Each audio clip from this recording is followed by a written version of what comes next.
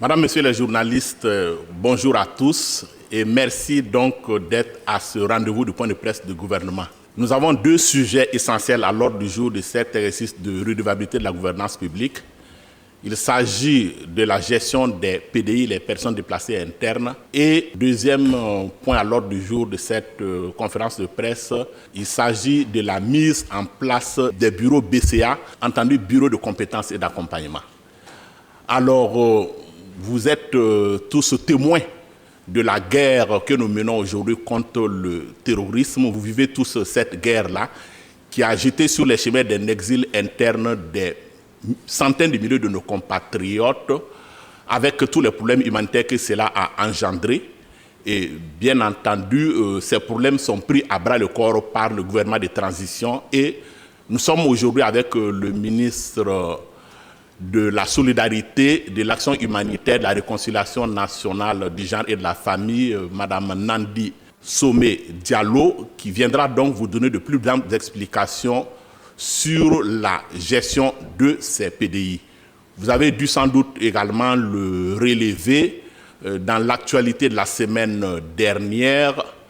Le chef de l'État, le président de la transition, le capitaine Ibrahim Traoré, a procédé à Fada dans la région de l'Est au lancement de l'installation donc des bureaux BCA qui sont en réalité des bureaux destinés donc à l'information et à l'orientation des étudiants.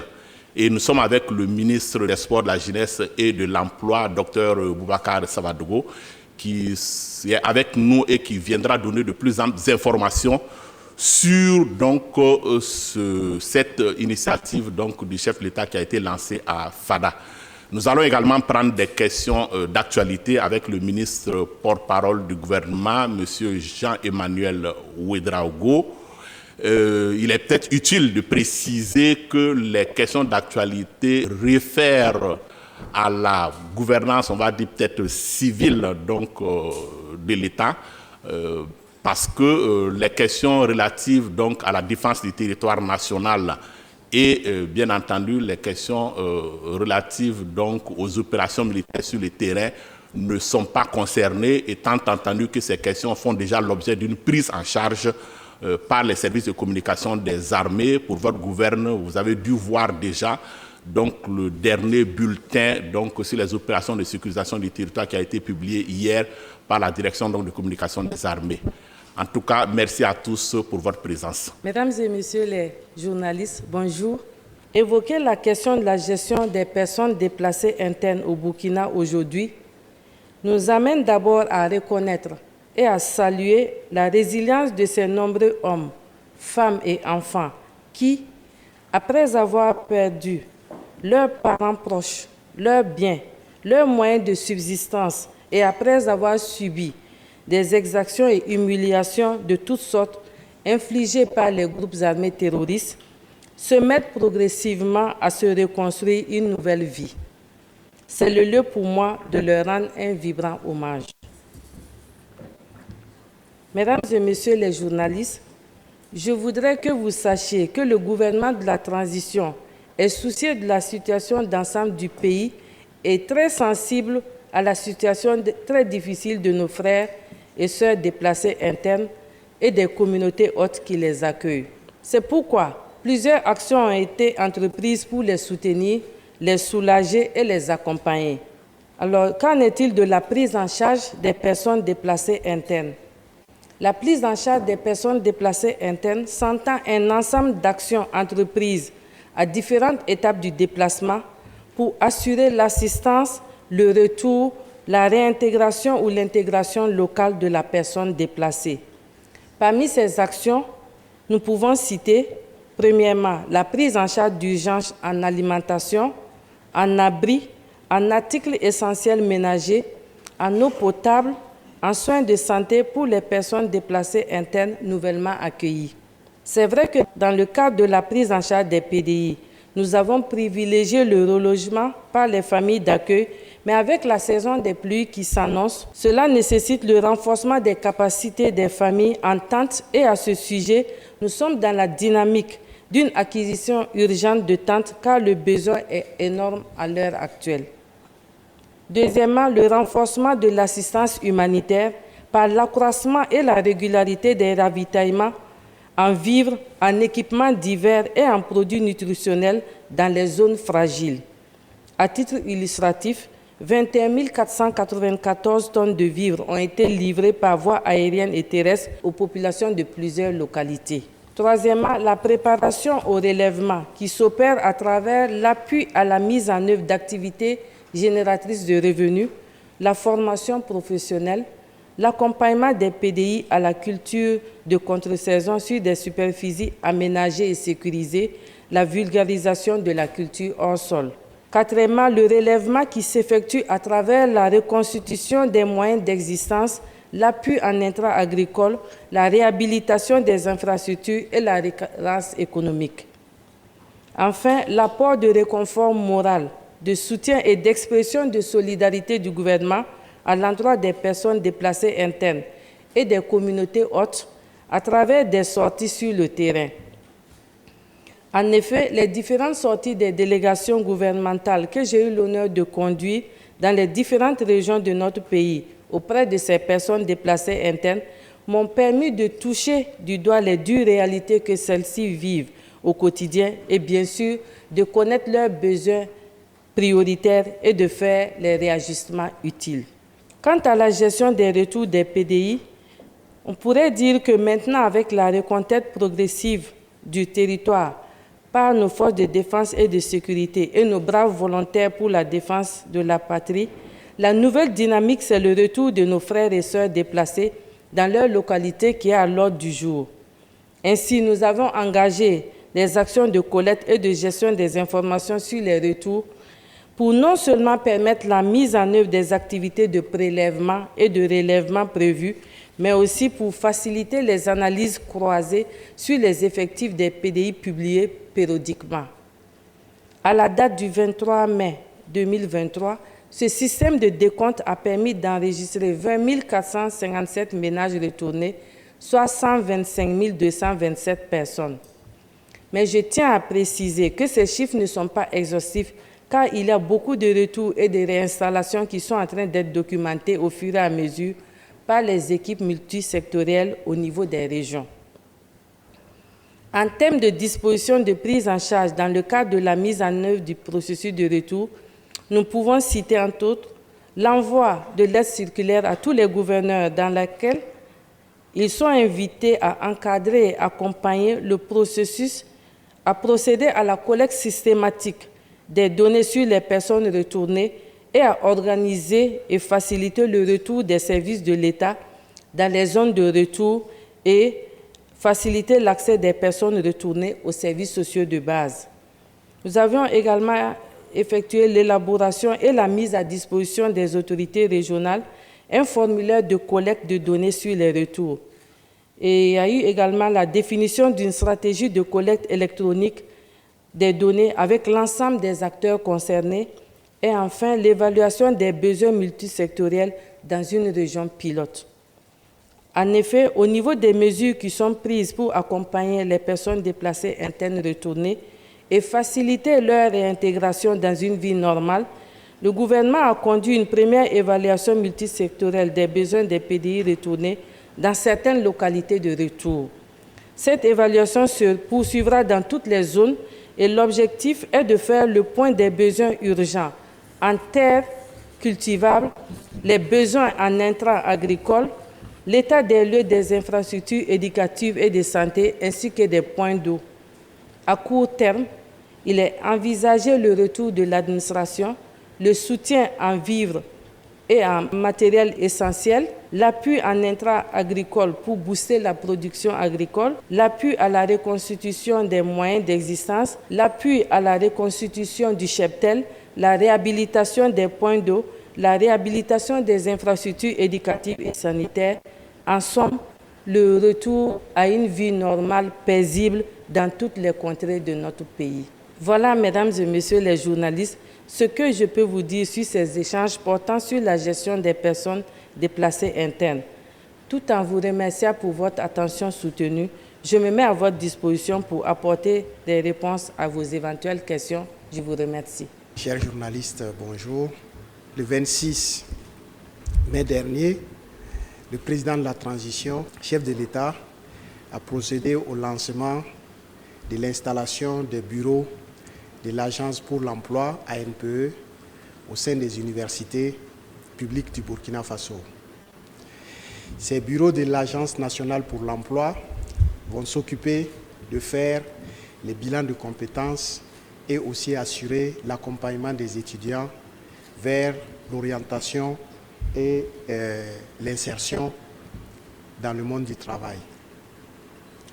Ces éléments-là sont venus à partir d'un constat, et ce constat aussi est issu des échanges que le président de la transition a eu avec les étudiants et les enseignants à l'université Joseph Kizerbo le 17 janvier 2023.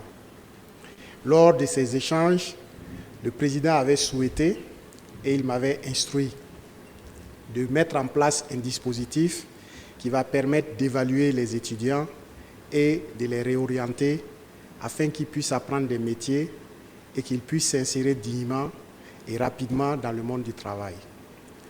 Donc la réponse que nous avions trouvée, c'était alors de mettre en place ces bureaux BCA. Le bureau BCA consiste en quoi? Il s'agit d'un local ou d'un espace qui va être mis à la disposition de l'Agence nationale pour l'emploi par l'université au sein de laquelle se trouve le BCA. Et dans le BCA, nous allons avoir des conseillers en emploi et formation. Et ces conseillers en emploi et formation vont avoir pour tâche d'accueillir volontairement donc les étudiants qui souhaitent faire un point sur leur parcours. Donc ce point va se faire à travers le bilan de compétences. Le bilan de compétences va se dérouler en 3 étapes. Il y a une première étape qui est la phase diagnostique ou de recueil des besoins, des aspirations et le vouloir de l'étudiant. À partir de cette phase préliminaire, le conseiller va mettre en place un parcours qui va demander à l'étudiant de faire non seulement des recherches, mais il va aussi recevoir des informations sur les possibilités qui lui sont offertes sur le marché du travail, les possibilités qui lui sont offertes au niveau des services publics d'emploi, au niveau de toutes les structures d'appui à l'employabilité au sein de notre ministère, au sein des projets, programmes qui existent au niveau du pays. Donc, à partir de toutes ces données, la dernière étape va être de décrire le parcours que l'intéressé, l'étudiant en question souhaite mener pour son insertion. Est-ce que par rapport au point qui lui a été fait sur les compétences qui lui manquent, sur les insuffisances sur ses compétences, il décide de se réorienter, il décide de s'auto-former, il décide d'aller au contact du monde du travail pour chercher plus d'expérience et ainsi de suite. Dans quel dispositif il décide de s'inscrire pour compléter ou pour sortir totalement du dispositif dans lequel il se trouve aussi. Donc pour que cela puisse être une réalité, au niveau de notre ministère, nous avons préparé des paquets qui sont les différentes offres existantes au niveau des structures d'appui dont nous disposons. Il y a le fonds d'appui à la formation professionnelle et à l'apprentissage qui aide au financement des formations qualifiantes dans différents métiers en relation avec les secteurs économiques. Nous avons les fonds d'appui à la promotion de l'emploi, fonds d'appui aux initiatives des jeunes. Nous avons surtout aussi les différentes structures de qualification que sont les centres de formation professionnelle. Comme vous le savez, au sein de notre ministère, même si cela ne ressort pas distinctement dans l'intitulé, nous avons en charge la formation professionnelle. Et le dispositif public de formation professionnelle contient plus d'une trentaine de centres de formation disséminés sur l'ensemble du territoire. Parmi ces centres de formation professionnelle, il existe 3 centres de référence. Il s'agit du Centre d'évaluation et de formation professionnelle de Ouagadougou, les centres de formation professionnelle de référence des Ignares et les centres de formation professionnelle industrielle de Bobo. C'est dans ces 3 centres, nous avons des filières d'élite, nous avons des équipements de haute technologie qui existent et sur lesquels, à l'image de ce qui se fait à Bobo, où il y a un partenariat avec l'université Nazi Boni pour la formation des étudiants de niveau BTS et ingénieurs, il y a des filières de pointe dans lesquelles nous pouvons recevoir des étudiants ou des personnes qui ont le niveau d'éducation au-dessus du bac pour aussi les former dans des métiers qui sont demandés et pour lesquels les entreprises ici sont obligées d'importer ou pour lesquels les entreprises ne trouvent pas satisfaction. En plus de donner l'opportunité aux étudiants de faire le point sur leur degré de qualification ou sur leur maturité pour aller vers le marché du travail, les BCA, les bureaux bilan de compétences et accompagnement, vont aussi faciliter, en étroite collaboration avec les vice-présidents en charge des relations avec les entreprises, la mise en contact des entreprises avec le monde universitaire. Nous avons prévu que des entreprises seront invitées dans les secteurs économiques prioritaires ou porteurs pour qu'ils viennent exposer les métiers dans lesquels ils ont encore des possibilités d'embauche, pour venir exposer les métiers ou les emplois avec lesquels ils collaborent, parce que tout le monde ne cherche peut-être pas à être employé, même si souvent c'est la voie la plus simple que les gens choisissent, mais c'est pour qu'on voit toutes ces possibilités qui vont être données aux étudiants. À partir de la rentrée prochaine, d'autres réformes ont été entreprises pour qu'on permette, pour éviter cette stagnation au niveau supérieur, pour que l'on permette à chaque niveau de sortie du système éducatif, à chaque fin de classe du système éducatif, on ait la possibilité, si on le désire, d'aller apprendre des métiers dans des secteurs économiques où il y a encore le manque de main-d'œuvre.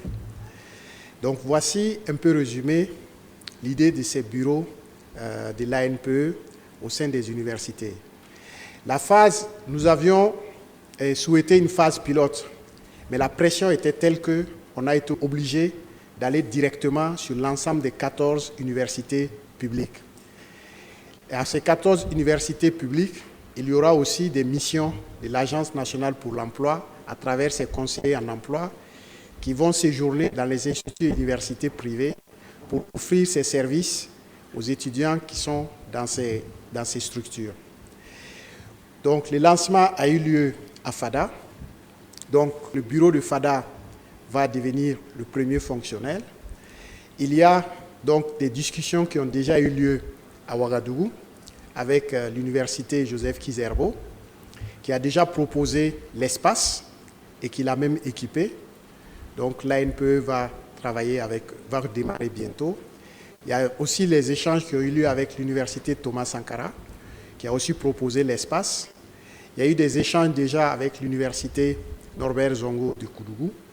Et un calendrier est établi pour mener des échanges avec l'université de Waïguya, de Bobo, de Dédougou, de Tenkodogo, des Ignares, de Kaya, afin d'implanter ces bureaux BCA. Mais ce dispositif vient en réponse au souci du président de la transition, le chef de l'État, de donner une alternative aux jeunes, que les systèmes éducatifs permettent de préparer les entrants pour qu'à leur sortie, ils puissent apprendre des métiers pour s'insérer dignement dans le monde du travail. Donc nous avions stratifié 3 catégories de jeunes.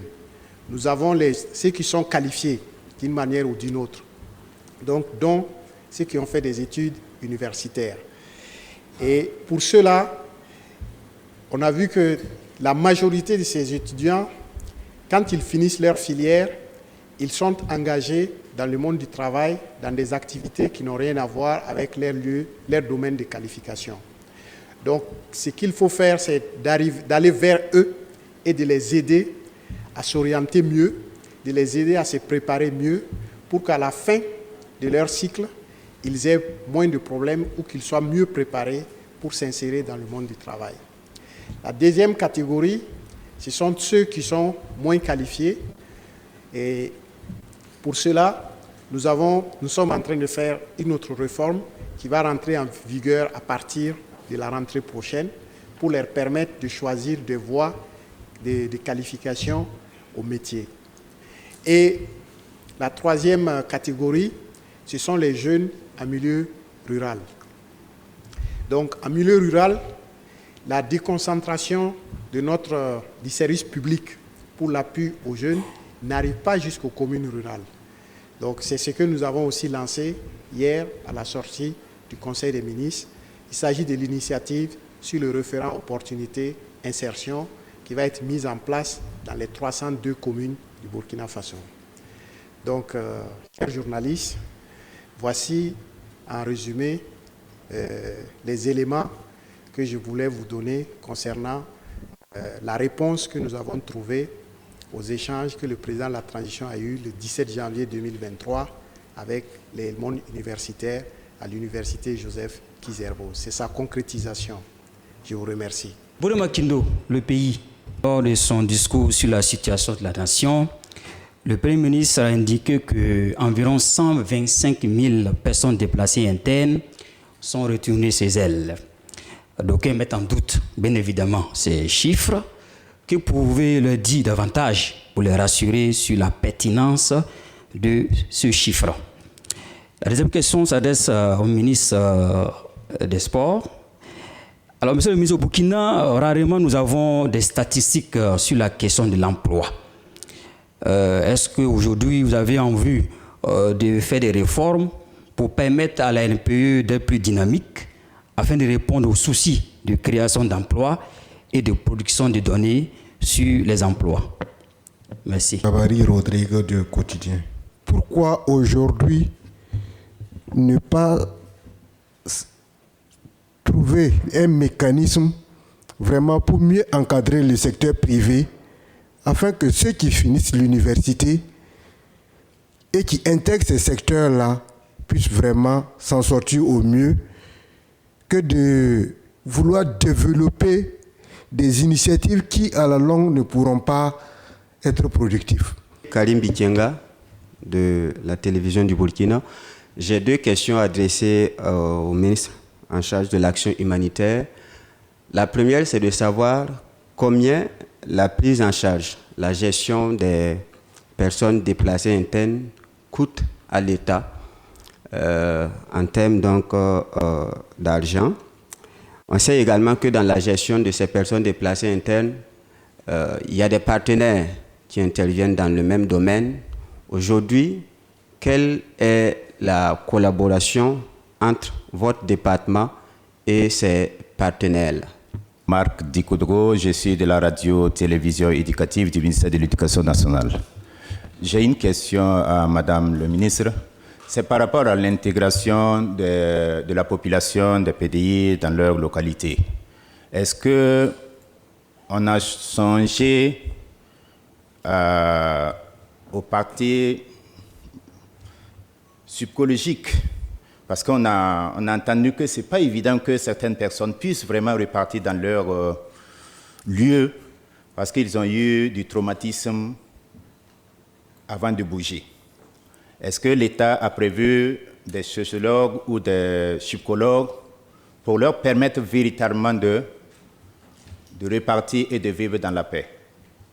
Ma deuxième question, c'est à Monsieur le ministre des Sports.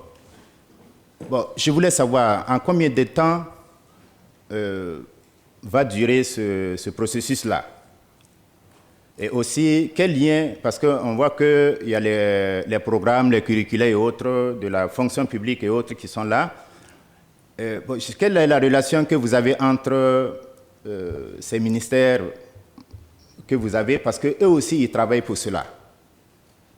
Maintenant, bon, pour un étudiant qui doit normalement sortir, bon, il a suivi un cursus, une formation, qui des fois, lorsque par exemple au recrutement, même s'il rentre dans une entreprise, il faut qu'on le reforme pour qu'il puisse être efficace.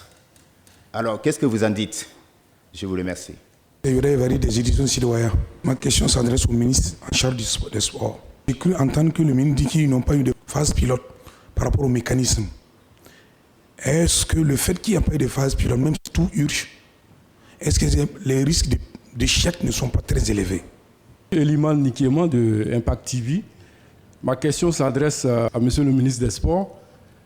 Le Burkina ne dispose pratiquement plus de stade d'infrastructures sportives pour la qualification à la CAN Côte d'Ivoire 2023. Les étalons ont joué tous les matchs qualificatifs à l'extérieur. C'est un coût exorbitant. Est-ce qu'il y a un plan d'investissement pour la construction de nouvelles infrastructures? On a attendu longtemps la réhabilitation du stade du 4 août. Plusieurs dates ont été données. Après la remise des plans par l'ambassade chinoise, est-ce que vous rassurez le public sportif burkinabé par rapport à une date butoir sur la remise définitive du stade du 4 août? Les étalons jouent leur dernier, ou du moins leur avant-dernière journée de cette CAN-là, donc au Cap-Vert. Moi, je voudrais revenir sur la problématique des arriérés de salaire avec les entraîneurs locaux. Monsieur le ministre, est-ce que le coach des étalons a des arriérés de salaire? Et sinon, pourquoi est-ce que ce sont les locaux qui ont des arriérés de salaire? Après donc le retour de la CAN U17, il y a eu donc ce problème d'arriérés de salaire du coach Brahima Traoré. Concernant la première question de M. Bourema Kindo du quotidien Le Pays, relativement à la crédibilité du chiffre annoncé par son Excellence M. le Premier ministre lors du discours sur la situation de la nation, je voudrais le rassurer toutes les personnes, en tout cas qui doutent de ce chiffre-là, que c'est bien confirmé. Nous avions mis en place un dispositif de captage des personnes déplacées internes. Et ça, c'est depuis le mois d'avril, quand nous nous sommes rendus compte que le dispositif de cumul des personnes déplacées internes, dont nous publions mensuellement les chiffres, ne prenait pas en compte les retours. Immédiatement, on a réfléchi à la mise en place, en tout cas, d'un nouveau dispositif qui va nous renseigner sur cet indicateur des personnes retournées. Et c'est sur la base des informations collectées sur les régions, avec l'implication de toutes les structures locales, que cette information-là a été réunie au niveau central. Et c'est ce que nous avions communiqué à son Excellence, Monsieur le Premier ministre, et nous avions effectivement, bel et bien, à la date du 23 mai 2023, 125 227 personnes déplacées internes retournées. Et je voudrais dire que ça, c'est à cette date donnée. Et ces chiffres concernent 7 régions, et nous sommes toujours en train de collecter, en tout cas, les informations sur les personnes retournées, et nous allons régulièrement, à partir du 23 mai, là, régulièrement communiquer dorénavant, en tout cas, les chiffres sur les personnes retournées. Donc, je confirme les informations communiquées par le Premier ministre. Mais je voudrais ajouter que les indicateurs que nous avions aujourd'hui montrent qu'il y a 88% des personnes déplacées internes qui souhaitent retourner dans leur village d'origine. Et seulement 11% qui souhaitent rester dans leur communauté d'accueil, mais 1% qui souhaitent se réinstaller ailleurs. Ça veut dire que nous sommes en phase avec les personnes déplacées internes elles-mêmes dans cette dynamique de reconquête du territoire pour les permettre de répartir se réinstaller sereinement. Et c'est ce que nous sommes en train de faire. Et il faut bien que l'État accompagne ces retours-là et la dynamique est également enclenchée puisque nous les approchons pour évaluer leurs besoins dans tous les domaines pour que l'appui aille effectivement là où, en tout cas, le besoin est exprimé. Concernant la deuxième question de M. Karim Bikenga de la RTB, à combien coûte, on peut évaluer la prise en charge des personnes déplacées internes? Il faut dire que ça s'évalue à coût de milliards. Par exemple, pour l'assistance alimentaire, nous l'évaluons à 21 milliards. Pour les abris, ça coûte 630 millions de francs à l'État. Pour les articles ménagers essentiels, 402 millions de francs CFA. Et pour les transferts monétaires, 4 milliards de francs CFA. Donc voilà, donc si on fait la sommation, en tout cas ça nous amène à près de 5 milliards de francs que l'État a déjà déboursé pour l'accompagnement des personnes déplacées internes. Alors concernant nos relations avec les partenaires techniques, l'accompagnement des personnes déplacées internes a véritablement commencé depuis mai 2019. Et depuis cet instant, un appel a été lancé à la communauté internationale d'accompagner l'État dans la prise en charge des personnes déplacées internes. Et la communauté a répondu favorablement à cette requête-là. Et il y a de bonnes relations que nous entretenons avec tous les partenaires qui interviennent au niveau du pays. Et il y a des cadres de concertation qui ont été mis en place. Et régulièrement, nous échangeons pour évaluer la situation d'accompagnement, d'appui des personnes internes sur le terrain, mais également pour assurer une bonne coordination de nos interventions. Parce que comme vous le savez, vous suivez également, il y a eu pas mal de petits problèmes au niveau de la coordination, mais à travers la concertation, en tout cas, nous sommes arrivés à les surmonter et nous sommes toujours dans cette dynamique-là. Et ces cadres de concertation se tiennent régulièrement.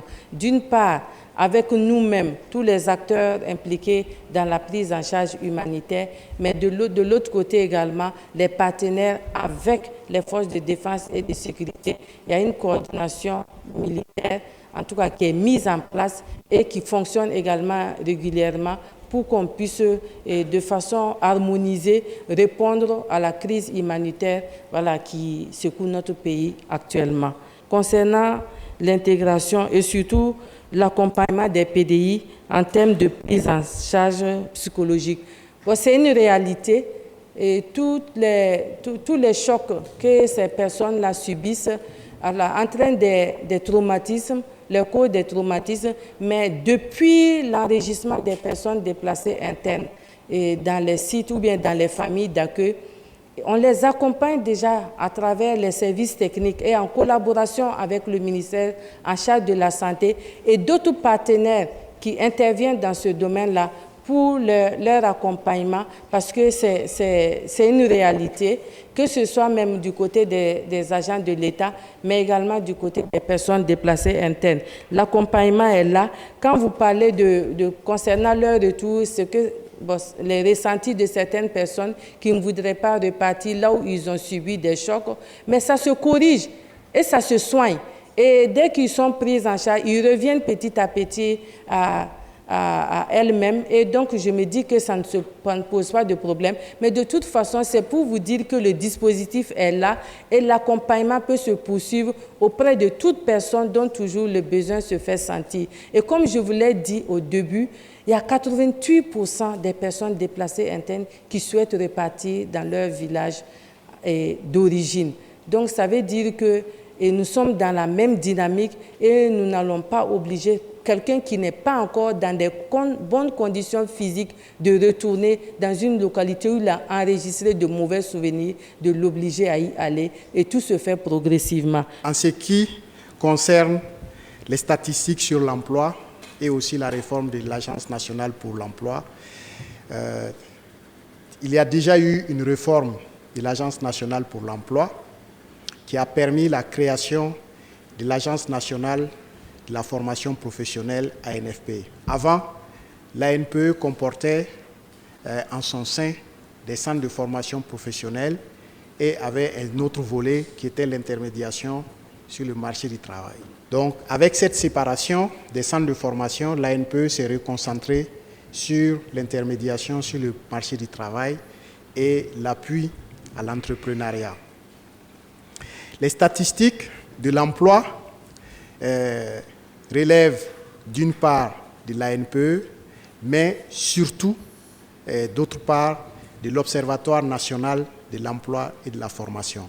Parce qu'il y a l'Observatoire qui est aussi un EPE, qui s'occupe des questions des statistiques sur l'emploi et aussi sur la formation professionnelle. Pour les questions d'emploi, cela dépend toujours du référentiel sur lequel on se positionne. Si on se positionne sur le référentiel BIT, ça nous fait ressortir, et les gens rient souvent quand on dit qu'au Burkina, on a un taux de chômage qui est en dessous de 10%, etc. Tout dépend de la définition qui a été considérée.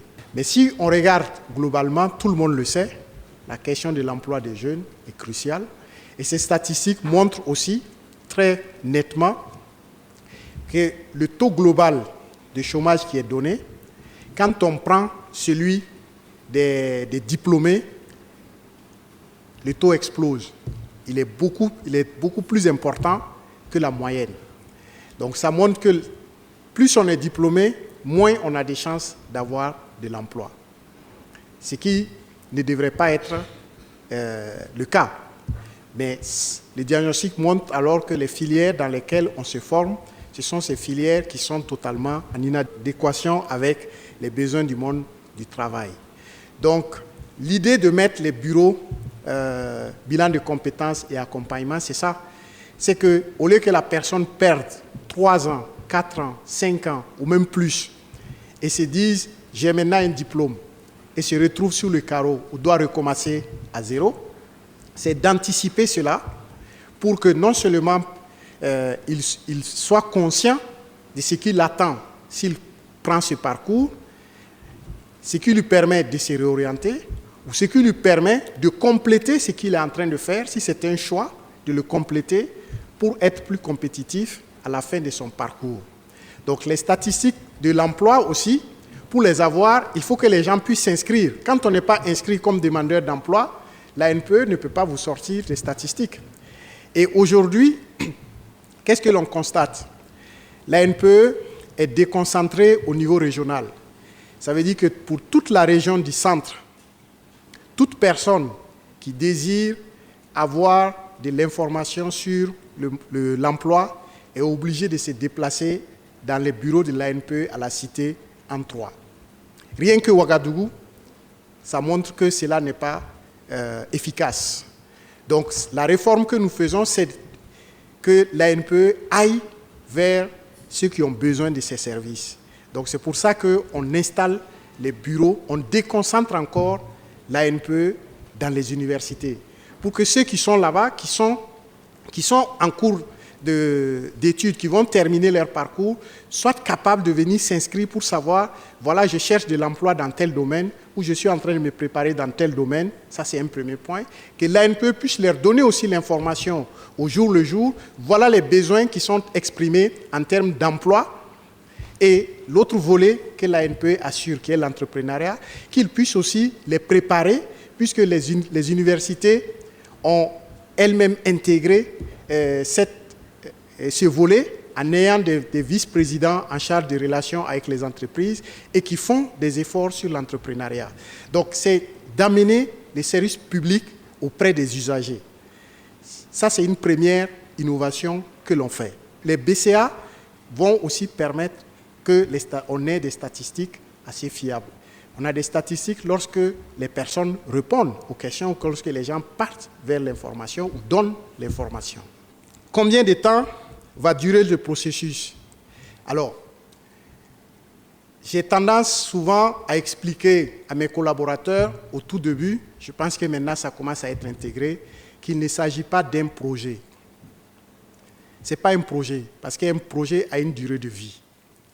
Ici, l'ANPE existe, c'est un EPE qui a pour mission de faciliter l'accès des personnes à l'information, à l'orientation et à l'emploi. Tout ce que nous faisons, c'est de l'opérationnaliser. Ils étaient, comme je le dis, cloîtrés ou confinés à la cité M3, à Ouaga, alors maintenant, c'est de faire en sorte qu'ils aillent vers leurs usagers et de leur offrir quelque chose. Je ne vois pas un risque d'échec quand on dit on n'a pas fait une phase pilote et autres. Parce que l'ANPE existe déjà. Il y a des espaces emploi au niveau de l'ANPE. Mais les gens ne le connaissent pas. Les gens n'y vont pas parce qu'ils ne savent pas ce qui se passe. Et comme les gens n'y vont pas, l'ANPE aussi ne déploie pas beaucoup d'efforts pour aller chercher toutes les opportunités. Aujourd'hui, nous mettons le ministère au cœur du dispositif. On dit, nous avons d'autres possibilités pour les jeunes. Nous avons d'autres possibilités pour les diplômés. Quelqu'un peut sortir, l'exemple que je donnais, nous avons beaucoup de difficultés, même dans les domaines judiciaires. Mais aujourd'hui, quand on cherche des juristes de l'éducation, on en trouve combien? Des juristes de l'éducation. Mais on trouve beaucoup de gens qui ont des licences en droit, des masters en droit. Ils ont peut-être fait des éléments de droit qui leur permettent de parler de l'éducation. Mais est-ce que c'est des juristes de l'éducation? Est-ce que ce sont des juristes de la formation professionnelle? Lorsqu'on veut faire des lois, nous souffrons, nous voyons tous les problèmes auxquels nous avons affaire. Pourquoi? Parce qu'il n'y a pas une spécialisation pour aller vers une expertise. Comment on le fait? Comment on le fait? Et c'est ça que nous voulons faire. C'est de dire aux gens, vous avez peut-être fait un premier parcours, mais ce parcours est insuffisant pour que vous soyez opérationnel sur le marché du travail. Voilà des alternatives que l'on vous propose et que l'on puisse savoir quels sont tous les parcours de base qui existent et qu'est-ce que l'on peut proposer pour qu'ils complètent et être opérationnels. Ça ne veut pas dire que tout le monde va aller aussi vers les salariats. Non, il y a d'autres choses. Donc, voici des éléments de réponse pour dire non, ce n'est pas un processus qui est prévu pour commencer et ce n'est pas un projet sur 2 ans ou 3 ans. C'est un projet tant qu'il y aura des besoins d'information et d'orientation, ça va continuer. Parce que c'est normal, ça existe dans le pays. Les pays sur lesquels vous prenez l'exemple pour me demander les statistiques, c'est comme ça, c'est parce que les agences publiques d'emploi, les services publics d'emploi vont vers les usagers, qu'ils ont l'information que chaque mois, chaque trimestre, chaque année, ils sont capables de dire il y a tant de personnes qui se sont inscrites, il y a tant de personnes qui sont sorties du fichier. Mais aujourd'hui, on ne l'a pas. Donc, on essaye aujourd'hui de normaliser les choses. Donc, il faut que l'on puisse peut-être mieux expliquer encore ou que l'on explique davantage à quoi est destiné ces bureaux. On ne va pas rester uniquement sur les universités. Nous prévoyons encore de déconcentrer plus les services publics d'emploi de l'ANPE parce que quelqu'un qui se trouve à Kilouin ou qui est à Bassenco ou qui est à Garguin, qui est demandeur d'emploi, s'il doit venir 2 fois par semaine à la cité M3 pour voir quelles sont les offres qui existent, ce n'est pas motivant pour lui. Peut-être que lui-même, pour se déplacer, il a des difficultés. Donc nous voulons que les services publics d'emploi se déconcentrent plus. Donc nous voulons faire des mobilhomes qui pourraient être disposés dans des quartiers où l'ANPE va assurer des permanences et aussi faire des affichages pour que les gens aient accès à l'information. À la question de savoir qu'est-ce que l'on fait en relation avec la fonction publique ou bien d'autres, les entreprises, parce que quand les étudiants finissent et qu'ils sont embauchés, il faut les former pour qu'ils puissent être efficaces. C'est le modèle de formation ou d'éducation que nous avons et qui fait que lorsque vous êtes formé, vous avez peut-être vous avez appris beaucoup de choses, mais quand vous êtes dans une entreprise, l'entreprise est spécifique. L'entreprise a un pan bien défini sur lequel il travaille. Il faut qu'on vous adapte à votre poste de travail. C'est l'adaptation au poste de travail. Et ça, on ne peut pas en faire l'économie. Il y a des méthodes de formation qui permettent d'aller plus vers ça. Et ça rentre dans le cadre d'une des réformes que nous sommes en train de mener et qui va passer bientôt en Conseil des ministres, qui est la réforme du dispositif de formation professionnelle où nous allons privilégier la formation en milieu du travail.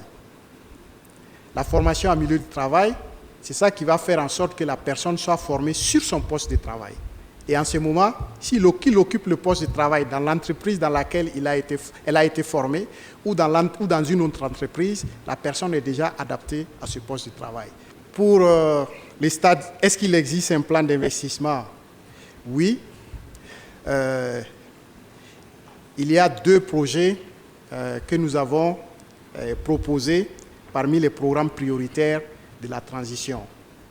Un des projets, c'est déjà la construction de 50 infrastructures complexes sportifs de proximité. Donc, ce projet a été proposé et adopté par le gouvernement et le Fonds national pour la promotion du sport et des loisirs s'investit pour une part et nous échangeons aussi avec des partenaires pour l'autre partie. Le stade Sangoulé-Lamizana, je l'ai dans mon contrat d'objectif d'achever ou en tout cas d'entamer la réhabilitation à partir de 2024. En 2023, nous allons actualiser l'étude pour la réhabilitation. Et à partir de l'actualisation de l'étude pour la réhabilitation, c'est à partir de 2024 que nous allons disposer de budget pour entamer la réhabilitation. Et cette réhabilitation, nous avons beaucoup appris de ce qui s'est passé au stade du 4 août. Et le fait d'avoir appris ce qui s'est passé au 4 août, nous avons beaucoup appris de ce que nous avons constaté sur les infrastructures du 11 décembre. Alors, bientôt, je pense que dans les 2 ou 3 semaines, ça sera sur la table du Conseil des ministres, nous avons engagé la réforme des structures de gestion des infrastructures sportives au Burkina. Jusqu'à présent, on avait l'Office de gestion des infrastructures sportives, OGIS, qui s'occupait du stade du 4 août, du stade Sangoulé-Lamizana, du local chinois et des comètes.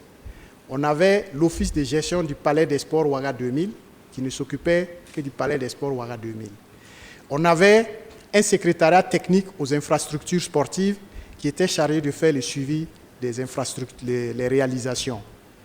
Mais tout ceci amenait une certaine cacophonie, qui fait qu'on n'arrive pas à fixer les responsabilités. Lorsque j'étais à Tenkorogo, que j'ai dit que c'était la catastrophe, on tourne à gauche, on nous dit, celui qui fait, nous on fait la gestion, nous on ne fait pas la réalisation. Je vais vers ceux qui font la réalisation, ils me disent, non, nous on fait le suivi, mais on ne fait pas la réalisation. Je vais voir celui qui fait la réalisation, il me dit, non, mon interlocuteur c'est la région, ce n'est pas le ministère. Je vais vers un autre, c'était comme ça. Je me posais beaucoup de questions et nous avons réfléchi à faire une réforme pour avoir toutes ces structures dans un seul établissement qui va avoir en charge de faire la réalisation, le suivi, la gestion, l'exploitation et autres, comme ça se fait ailleurs. Donc, nous avons fait toutes les études déjà. Nous avons proposé même un nom, nous avons proposé l'organigramme et le dossier est au niveau du ministère de l'Économie, des Finances et de la Prospective pour les besoins de validation avant que ça ne vienne au Conseil des ministres. L'idée est que ce soit une seule structure qui ait en charge l'ensemble du dispositif pour qu'on puisse fixer les responsabilités. Vous avez parlé du plan du stade du 4 août que l'on a reçu maintenant. Heureusement qu'on a reçu le plan maintenant. On dit c'est tard, ce n'est jamais tard. Il y avait même un projet pour couvrir le stade du 4 août parce que les normes FIFA évoluent. Quand est-ce que le stade du 4 août va être disponible? Je ne peux pas vous donner une date. Et là, je suis très direct. La raison est très, très simple. Les entreprises, il y a plusieurs entreprises sur le stade du 4 août. Il y a ceux qui s'occupent des grosses œuvres. Il y a une autre entreprise qui s'occupe de la pelouse. La première entreprise qui a été contactée pour faire la pelouse devait nous rendre la pelouse le 22 juillet 2022. La pelouse, malheureusement, à mon arrivée, j'ai constaté que rien n'était fait. L'entreprise a reçu 2 mises en demeure et n'a pas réagi. Et lorsque je l'ai interpellée, l'entreprise m'a expliqué les difficultés qu'il y avait parce que sans certaines données, elle s'est lancée dans c'était un risque, c'était un hasard. Et elle n'avait pas envie de se salir ou de gâter sa renommée. Alors j'ai procédé à la résiliation du contrat pour que l'on puisse trouver une autre entreprise qui nous fasse une étude pour que la pelouse soit une bonne pelouse qui nous soit servie. Parce qu'au stade du 4 août, un des problèmes, c'est que ce n'est pas une infrastructure comme les chantiers classiques de construction que nous voyons, où on va faire la réception, avec l'entreprise, on s'en va et puis on dit c'est terminé. Non, on doit respecter les normes CAF et les normes FIFA. Donc après la réception, il faut que la CAF et la FIFA disent on est OK. Donc il faut des spécialistes pour ça, il faut qu'ils le suivent. Donc malgré toute la peine que moi-même j'ai, toute la peine que j'ai de savoir que les étalons ne jouent pas à domicile, et tout le monde, les membres du gouvernement, combien de fois je suis interpellé ou je suis questionné là-dessus, mais si on précipite, on fait les travaux et on ne se soucie pas que ça va être reconnu, on aura dit les travaux sont terminés mais le stade n'est pas homologué. On fait comment? Et je vous informe que c'est lorsque je suis arrivé au ministère qu'il y a eu la première inspection de la CAF au stade du Cartout. Et je l'avais déjà dit, lorsqu'on a une infrastructure de ce genre et que l'on doit respecter les normes de qualité, ce n'est pas en un coup KO. Il y a un suivi qui est fait pour être respecté. Et nous avons décidé de respecter cela et de rendre un stade correct au peuple burkinabé et aux amateurs du sport. Je suis désolé de le dire, mais si je vous dis vous aurez le stade en septembre, c'est un fantasme. Et je me base sur quoi? Non. Voici la réalité face à laquelle je me retrouve. Mais je fais tout pour qu'on puisse avancer le plus rapidement pour pouvoir livrer le stade aux étalons et au public sportif. Concernant les salaires des entraîneurs, tous les entraîneurs expatriés ou locaux sont dans la même situation. Il n'y a pas un qui est payé de telle manière et l'autre qui n'est pas payé. Ils ont des contrats différents, certes, mais ils sont tous traités de la même manière. Mais les gens qui savent lire les contrats ne font pas de revendications parce qu'ils connaissent ce que ça veut dire un contrat d'objectif. Si vous avez un contrat d'objectif avec moi, il peut dire le contrat d'objectif s'étend sur 36 mois. Et lorsque vous avez fini, ou vous n'avez pas fini l'objectif, vous n'allez pas me dire que je vous dois telle chose. Vous avez une durée d'exécution de votre contrat d'objectif. Vous pouvez même avoir une avance sur votre contrat d'objectif. Donc, nous sommes tombés dans une polémique malheureuse, mais j'avais jugé que ce n'était pas à moi de revenir parce que ces contrats ne sont pas signés avec moi.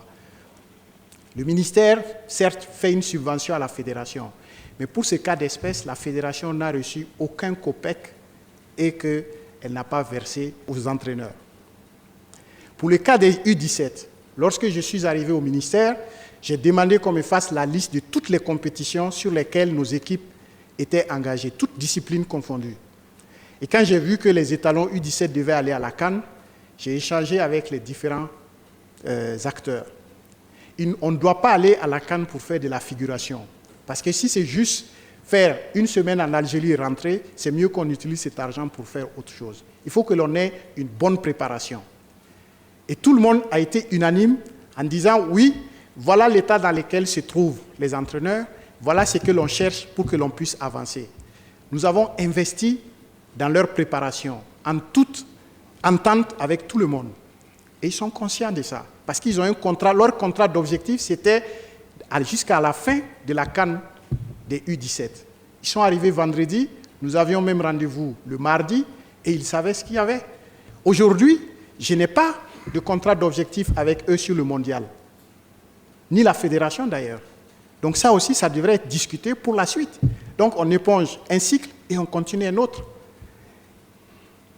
Alors j'avais estimé que c'était à l'entraîneur de communiquer face à la polémique pour s'expliquer, parce que ces contrats ne sont pas signés avec moi et je n'ai pas le droit de divulguer ces contrats et autres. Et puisque la question est là, je ne me défonce pas. Et l'entraîneur a promis de le faire. Reprenez ces contrats et vous lisez. Nulle part il n'est dit que le contrat est payé par mois. Mois par mois, non. Ils ont des échéances avec leur contrat d'objectif.